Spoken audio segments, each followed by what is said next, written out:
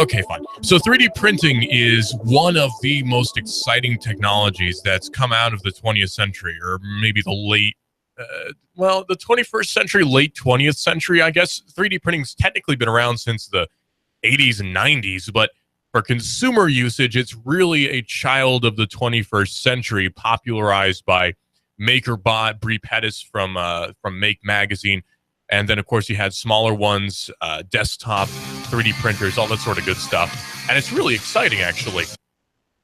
The whole concept of 3D printing is such an exciting thing to me because it means that we could actually have items for manufacture in our houses. And I should probably explain what exactly 3D printing does, because I know it's sort of a weird, broad topic. We talk about 3D printing, and it's not really something that is immediately recognizable for everyone. So let's talk about it for a second. With 3D printing, what you're doing is you're using a print head a lot like a regular printer does. And with that print head, you're printing an object layer by layer, and the layer can be different depending on how thick your filament is and what kind of material you're using, all that sort of thing. But you're printing the object layer by layer, and then that layer adds up to create the entire object you're making, heating up the filament, which is usually an ABS plastic or a resin or whatever, in order to print the object that you want. Well, to put things in perspective of what you can do with that, Airbus has come out with a 3D printed, and this is real, a 3D printed airplane. Now, it's not an airplane that you would want to ride on. It'd be pretty cramped, but it is an actual functioning drone-ish sort of thing, according to phys.org. That's phys.org. It says that it's dwarfed by the huge jets all around, the mini plane Thor. Catcher at the Berlin Air Show this week. The small Airbus Marvel is the world's first 3D printed aircraft. It doesn't have any windows. It weighs about 46 pounds, and it's less than 13 feet long. The drone, though, called Thor, which is short for Test of High-Tech Objectives in Reality, resembles a large white model airplane because it kind of is. I mean, you can't actually fly in it, so I guess technically it is a model airplane. You can't, like, drive it yourself. You can't sit inside of it and fly it, so I guess it is more of a model plane than anything. So the European aerospace giant Airbus, a French company, the small pilotless propeller aircraft is a pioneer that offers a taste of things to come, an aviation future when 3D printing technology promises to save time, fuel, and money as well. Because of 3D printing, you can manufacture structures that were not possible before by any sort of manufacturing standard at all. You couldn't do it. We're talking about gears within gears. We're talking about gears that are in a configuration that would not be possible with normal manufacturing methods. We're talking about materials that are built in such a way that couldn't be done before.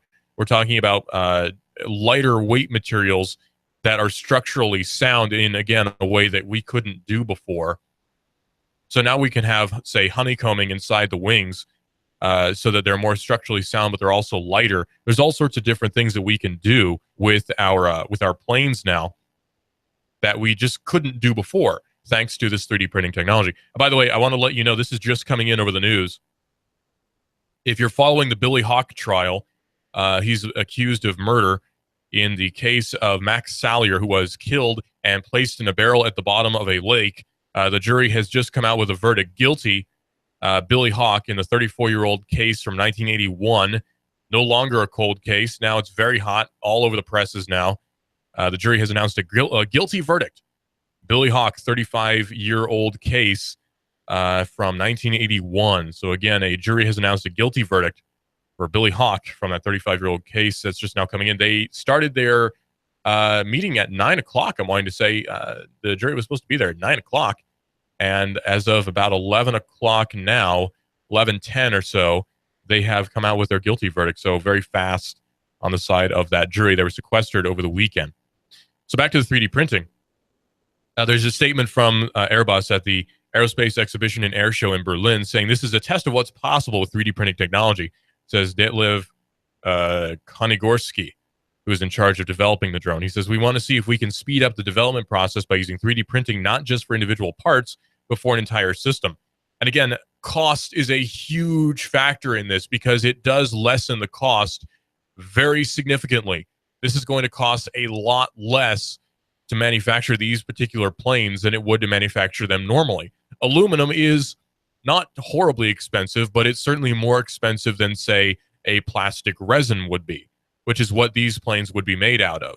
And so it leads to a lot more ease of manufacture. Plus, if you can just set the thing in a print bed and hit start and it prints it over the course of maybe a week, that's a huge development. This also changes how long it takes to actually make the airplane. And not even that, what about drones which, say, the Air Force uses, which the CIA uses? If those could be 3D printed, that would lessen the cost for them by quite a lot. 3D printers are being scaled up, which is kind of interesting because usually you want something to be scaled down. With technology, most of the time, electronics are scaled down over time. Think about your computer. Think about a laptop from 1995, 20 years ago, compared to 1996. I'm getting old. 1996, 20 years ago, compared to a laptop from today. I mean, you've seen the Ultrabooks and the Chromebooks. The things are, they're tiny, like the MacBook Air, tiny. Whereas laptops back in the 90s were huge, very big, heavy things too. And some still are. But now we can have laptops that are tiny, absolutely tiny in terms of thickness. We're sort of going the opposite direction, though, with 3D printers, where we actually need them to be bigger so that we can 3D print bigger things so that the 3D printed objects could be more useful. I was watching a show a long, long time ago. I mean, a long time ago, probably 10 years ago or so, that was showing off really early 3D printing. And one of the objects that they 3D printed was actually a what do you call it? A wrench. I couldn't think of the word. A monkey wrench, adjustable monkey wrench. And it was actually usable. And it was used with fusing together these really small plastic beads into the shape that you wanted. Now, this would be totally impractical now for any sort of consumer usage, but back then that was really exciting, and it still is. That's a very exciting development, and now we can do that in our own yards. We can do that in our own garages, right? You can actually make tools in your garage by hitting start on a 3D printer. It's just so exciting to me. I can't wait to see what comes out of this. Not really new technology. It's the new application for a new-ish technology. Anyway, Airbus has created a 3D printed airplane, and I am so excited to see what the future holds. Well, Teamviewer, if you use Teamviewer, if you're familiar with it at all, you might use it at work, actually. Lots of people do. What it does is it allows you to access remote computers. So what you do with Teamviewer is you use it to sort of talk to other computers and use them remotely. So let's say that we have computers here at the office, and I'm at my house, and I need to get onto one of the computers here at the office. Well, what we do is we use Teamviewer, and we tunnel into that computer so we can actually use it remotely. It's as if you're sitting in front of that computer yourself. Well, Teamviewer's had a problem. Teamviewer has announced and has confirmed a number of hacked user accounts, and the number is significant, according to Teamviewer and Ars Technica. It was a tough week for Teamviewer, they say, a service that allows computer professionals and consumers to log into their computers with from remote locations. For a little more than a month, a growing number of users have reported that their accounts were accessed by criminals who use their highly privileged position to drain PayPal and bank accounts.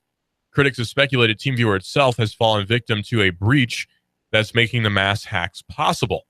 Well, on Sunday, Teamviewer spokesperson Axel Schmidt acknowledged that the number of takeovers was significant, but maintains the compromises are the result of user passwords that were compromised through a cluster of recently exposed mega breaches involving more than 642 million passwords belonging to different users of LinkedIn, MySpace, and other such services. Now, I don't know who the heck is using MySpace nowadays. I mean, come on. MySpace in 2016, I don't know who in the world is still... You can't use MySpace anymore. It's not even around as far as I know.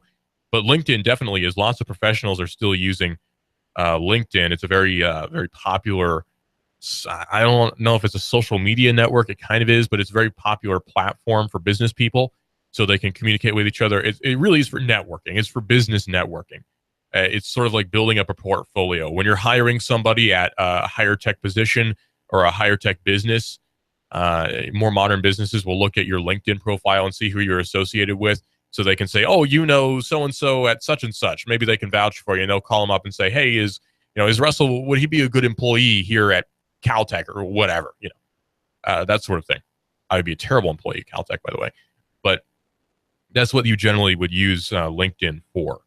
Well, if your password gets leaked from LinkedIn, chances are your password has been leaked from other things as well, because a lot of people use the same password for a lot of different things. Case in point, Mark Zuckerberg, CEO of Facebook, the very same, yeah, he actually had a password that was DA. And that's not a joke. His password was actually DA. That was his password on his Facebook and his Pinterest, and who knows what else. And his account was compromised and hacked into. We're going to talk about that in a little bit. But if your Facebook profile username and password are the same as your password and your password and username for your TeamViewer, you're going to want to change that very quickly, very soon, ASAP. If your password on TeamViewer is the same as anything else, change your TeamViewer password now. This is a warning to you. In fact, so many things have leaked, it's probably a good idea just to go through your accounts that you use the most and change up the passwords on them, and don't use the same password across every platform. I know it's hard to not use the same password for everything, and a lot of us have a lot of different passwords that we use. I've got 3 or 4 that I use on a daily basis, and I've got other ones that I can't remember that I use for other things that are more sensitive. And that's just how people are. Most of the time is they'll have one password for almost universally every single service that's out there. So you'll have, say, a password for your bank account that's the same as your password for Facebook, and that's really not something you want to do.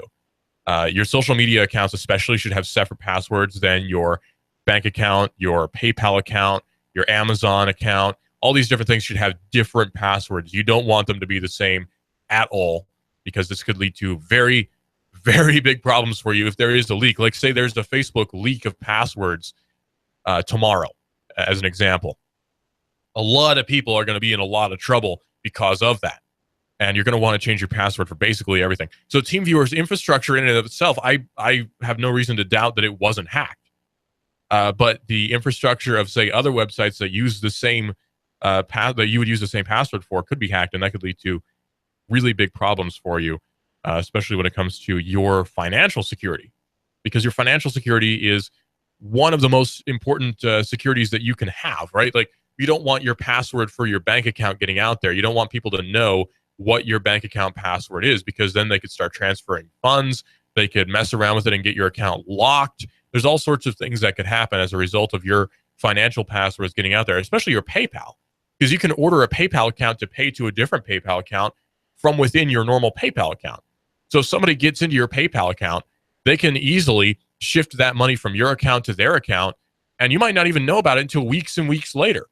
I remember one time, personal story, one time I logged into my PayPal account to see that everything was in Chinese. Now, I didn't have my PayPal account linked to any active bank accounts, and I didn't really have any money in it either. I think I had like 50 cents. So there was no worry for me regarding that. But had I had that link to my bank account, and had I had that link to my credit card, my debit card, that could have led to really big problems for me. I could have had all the money in my bank account drained and not know what happened.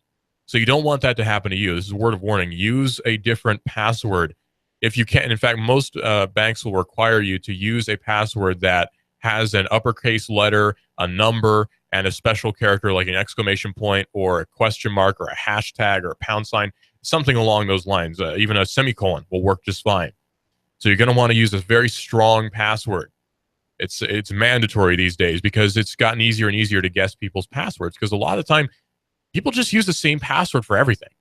And you really, really don't want to do that. I really want to drill that into people's heads. Do not use the same password for everything. It's very important.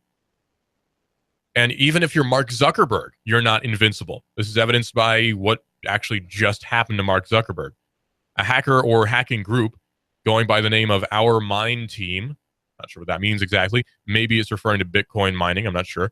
Briefly took control of Facebook chief Mark Zuckerberg's Twitter account and his Pinterest accounts, apparently using that information from a major LinkedIn security breach that occurred back in 2012.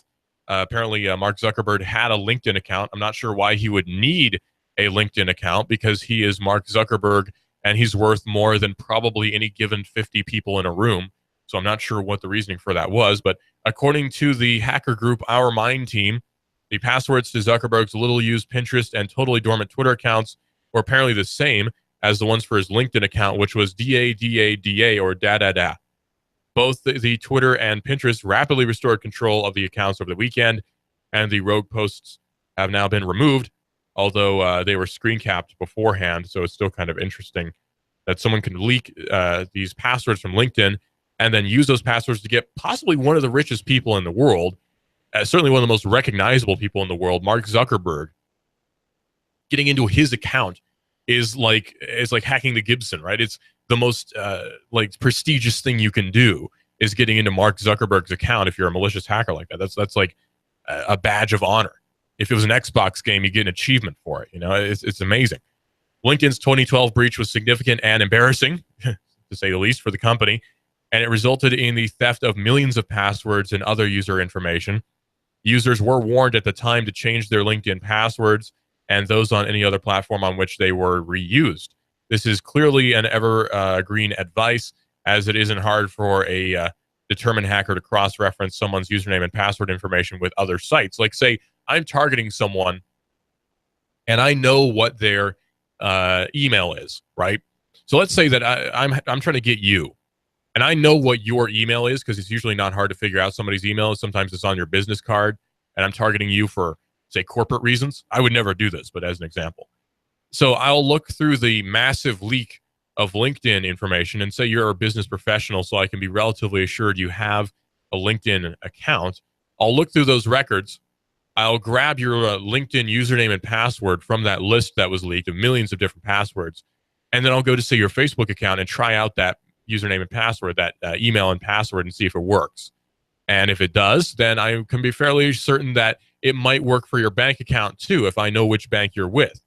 And I can be fairly certain it'll probably work for your Twitter account, maybe even your accounts on other social media networks, Pinterest, Instagram. Not sure what use Pinterest and Instagram would have to me, but maybe I'm malicious and I just want to post something that'll get you banned, right? I want to post pornography on your Pinterest account and your Instagram account and get you banned. Maybe that's my malicious intent.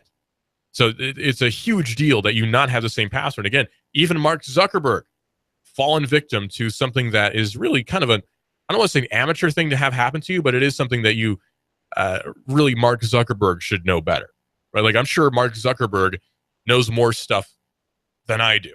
I should hope he does anyway, because he is the CEO of Facebook. It'd be kind of a big deal if he didn't know certain things that I know.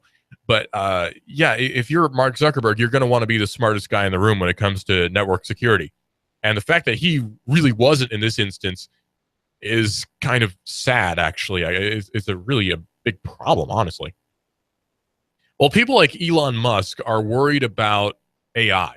That's artificial intelligence. And AI is one of those topics that you can go one way or the other on. You can be not worried at all about AI, kind of like me, or you can be really concerned that artificial intelligence is going to take over the world and kill all humans. I don't think that's going to happen. And if it does, there's not really much we can do about it. But, okay, I don't think that's going to happen, personally. I just don't. But there are a lot of very rich, very smart people who think that that could happen. And they know more than I do, so maybe I should be a little bit more worried. But then again, these people are also worried about other things I'm not worried about too much, like man-made climate change is not something that I'm particularly worried about. I might not deny that it could possibly happen, but I'm not particularly worried about it either. I tend to be apathetic about stuff like that. But some people are worried about artificial intelligence taking over the world somehow. And researchers are wanting what they're calling a big red button for shutting down rogue artificial intelligences. Basically, this would be a command that would shut down any AI at any given point. So let's say that you have an AI that's running, say, your network infrastructure in your corporate offices. Again, as an example, like you're the CEO of Facebook, and you're worried about your network infrastructure being infiltrated, or you worry about corporate security. So you have an AI running it. This is the future, 2025. And when you realize that it's going rogue, maybe it's shutting off security cameras, or maybe it's reading everyone's passwords, or who knows what it's doing. You realize that there's a big problem here, so you shut it down with the big red button. That's what the purpose of this device would be, is to shut down a rogue AI before it does something like that. Of course, the other option would be to just program it so that it wouldn't do this sort of thing inherently, but whatever. Many philosophers and tech entrepreneurs seem to think that a rogue AI is likely, though, which could result in rampant activity beyond human control.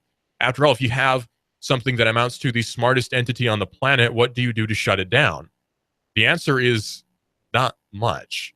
We're going to talk more about this in just a few seconds here on Hot News Talk Radio, AM 1240 and hotnewstalkradio.com.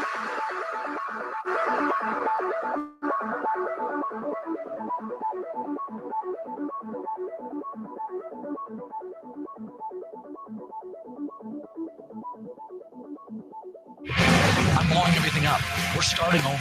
I'm doing a new show. I want guys who push it to the middle of the table and go over the top. Take a risk, fail miserably. I'm right, and I'm not wrong, and I'll never back down. Conflict works. Allow it.